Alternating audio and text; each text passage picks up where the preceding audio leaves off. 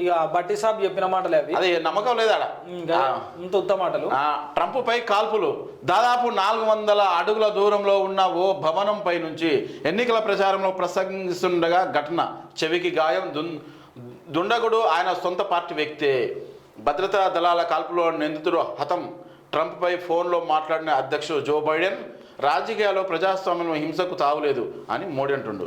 ఘటనను ఖండించిన Rahul Kharge, Barack Obama, Elon Musk attack తర్వాత ట్రంప్నకు పెరిగిన ప్రజా మద్దతు పెరుగుతుంది. ఎట్లాగో అమెరికా మాజీ అధ్యక్షుడు రిపబ్లికన్ పార్టీ అధ్యక్ష అభ్యర్థి డొనాల్డ్ ట్రంప్పై హత్యాయత్నం జరిగింది. తప్పదు. పెన్సిల్వేనియాలోని బట్లర్లో నిర్వహించిన ఎన్నికల ర్యాలీలో ఆయన మాట్లాడుతుండగా ఓ దుండగుడు కాల్పులకు తెగబడ్డాడు. ఈ ఘటనలో ట్రంప్ కుడి చెవికి బుల్లెట్ తగిలి గాయమైంది. కాల్పులో ఓ సాధారణ పౌరుడు మరణించగా మరో 2 గాయాలయ్యాయి. నిందితుడిని సీక్రెట్ సర్వీస్ పోలీసులు వెంటనే కాల్చి చంపేశారు. ఓకే అంటే ఇమీడియట్ ఎట్లా బందోబస్తు చేసారు. మన దగ్గర కూడా ఆఫీసర్లను అవమానపరచడం ఇంత చాలా స్ట్రిక్ట్గా అది మామూలు కాదు. అలా దేన్నైనా ఒప్పుకోవాలన్నా ఒప్పుకోవాలి కానీ మనల్ని కూడా వాళ్ళ సేవలు కూడా గుర్తించాలి. ఎందుకంటే వాళ్ళు కూడా గుర్తించలేను కానీ ఇక భుజంగరావు అసంటోడు ఉన్నాడు అనుకో, తిరుపతి అన్న భుజంగరావు, మరి వీళ్ళు మరి వాళ్ళు చదువుతా ఉంటారు. ఒక కొద్దిగా మిస్టేక్ అయిపోయింది. కన్ను వాడు కన్నుకే ఇది ఇక్కడ పెట్టినట్ట ఈ కంతకి ఇట్లా పడి ఇట్లా పోతుండే, కానీ చెవి మాట్లాడుతున్నా ఇట్లా ఓ ఆయన ఇట్లా అన్నట్టు చూసా.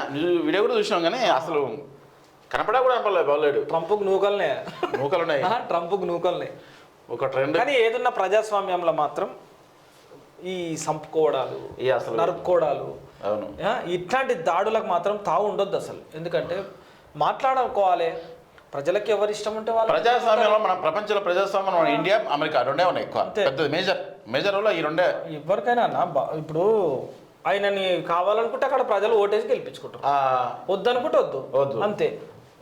సొంత పార్టీ వాడు అంటే వీడు అమ్ముడు పోయినాడు వాడు అంతే. అంతే కదా, సొంత పార్టీ అమ్ముడు పోయినాడు వాడు అంతే. ఇక రికవరీలు నిలిపివేయండి.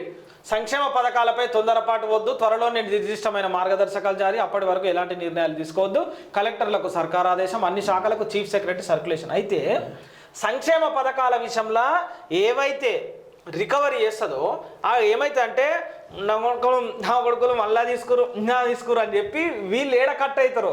ఒకటి దీని వెనక స్కెచ్, మళ్ళా వీళ్ళకి సంబంధించిన వాళ్ళు పెద్ద స్వాములు, ఆస్వాములు, మందిని ముంచేటోళ్ళు, వీళ్ళకు సపరేట్గా కిందికే సంచులు వంచేటోళ్ళు వీళ్ళందరూ ఉండి ఏం చేస్తారంటే ఇది ఏదో ఏ ఆపురి ఇలా అది ఇది మళ్ళీ మావాడు ఉన్నాడు, వీడున్నాడు, వెళ్ళే మళ్ళీ పుల్లే గొల్లే సుల్లే ఇట్లా అందరు ఉన్నారని చెప్పి ఇగో ఈ పరిశ్రమలు వస్తారని చెప్పి ఇగో ఇట్లా అయితే అన్నట్టు. ఇక దీన్ని ఈడికెళ్ళి తెచ్చి ఈడ పెట్టిరా. చిన్నోళ్ళు ఆపితే పెద్దలు ఆటోమేటిక్గా ఆపుతారని. ఎందుకంటే బకాసులు ఆపండి చిన్న చిన్న.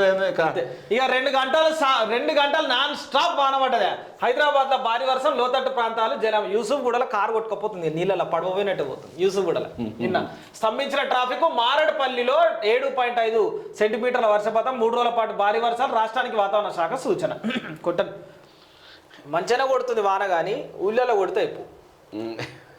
ఈడ ఎంత కొట్టినా బాగా కొట్టినట్టు అనిపిస్తుంది. ఎందుకంటే అంత సిమెంట్ రోడ్లు ఉంటాయి కాబట్టి ఎంత కొట్టినట్టు అనిపిస్తుంది. ఇంకోటి అంత అన్ని వైపు మూసిలా కలిసి అండర్ గ్రౌండ్ వాటర్ పెరగదు ఎడవైతే నీళ్ళంటే బయటకు పోతున్నాయి. అదే వచ్చింది కొద్దిగా. ఇంటింటికి ఒకటి ఇంకుడు గుంత అప్పుడు ఉండాలన్న. టీడీపీ గవర్నమెంట్ ఉన్నప్పుడు ఇంకుడు గుంత చాలా మంచిదన్న. నీళ్లు వాన పడుతుంటే నిన్న మీదికి పైపులకి నీళ్లు పడుతున్నాయి, ఇంటి మీద నీళ్లు పడితే మనం ఉండే కిరాయి కొంపలనే కానీ మనకేం సొంత ఇల్లు లేదు, కానీ కిరాయి కొంపల. అయితే ఆ నీళ్ళు ఏమైందంటే వీళ్ళు ఇంకుడు గుంత పెట్టించారు ఓనర్. మంచిగా అనిపించింది అన్న. నీళ్లు ఇంకుడు గుంతలో పోతుంటే అలా ఇంకిపోతుంటే వాన నీళ్ళు మొత్తం ఆ ఇంకుడు గుంతలో గ్రౌండ్ వాటర్ అనిపించింది అన్న.